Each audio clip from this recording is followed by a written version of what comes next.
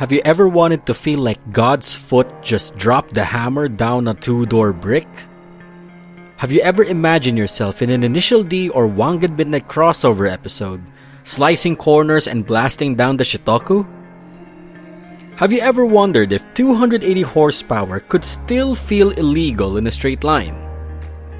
Then let me tell you why you should, or should have rolled, for the 1989 Nissan Skyline GT-R R32.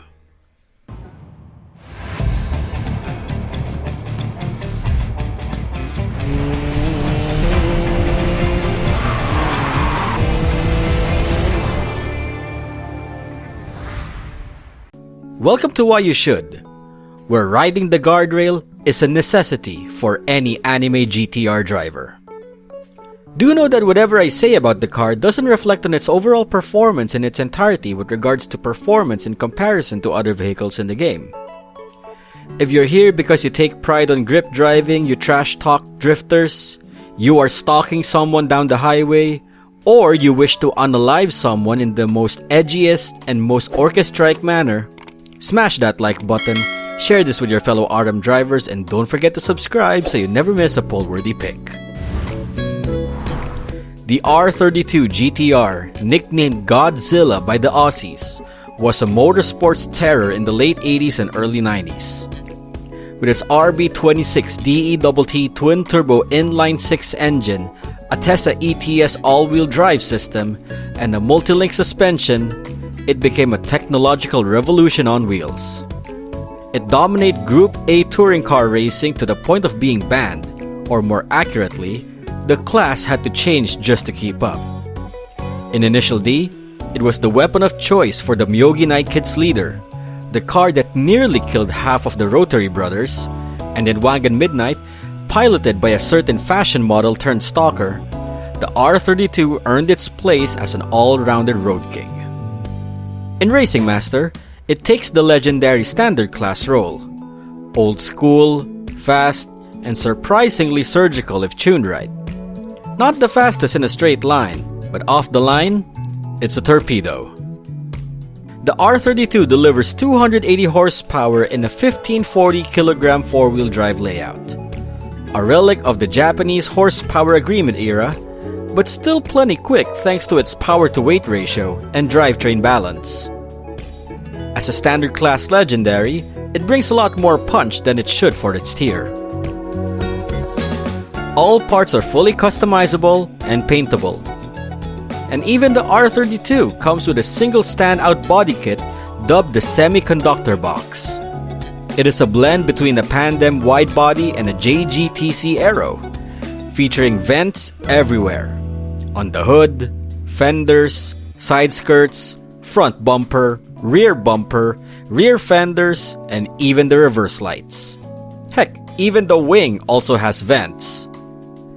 It's performance theater with cooling in mind, and it's one of the more extreme visuals for a standard class car. The R32 is a monster at launch. Thanks to its super launch combined with super acceleration, you'll almost always be in front after the first corner. The braking performance is quite solid, which complements its grip-heavy handling at low speeds, especially during low-angle drifts.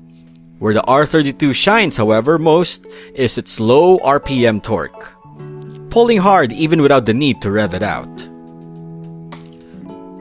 Despite saying all those, if you push the R32 too hard into higher revs, and it falls off, the high RPM acceleration feels weak, making it harder to recover speed mid-drift or at the tail end of longer corners. It no longer suffers from a low top speed, originally capped at 230 in the JP server, but now has an overly extended gearbox leaving you mostly at gear 4, and super acceleration is limited to 185 km per hour. Across all drift angles, the R32 can display intense understeer tendencies, requiring more aggressive steering or throttle correction than expected. As for tuning, the best setups are 1.3, 1.32 for general grip or mid-drift control, or 2.3, 3.32 for players who need more mid-corner throttle push with upper RPM speed retention. The biggest focus is fixing the gearbox.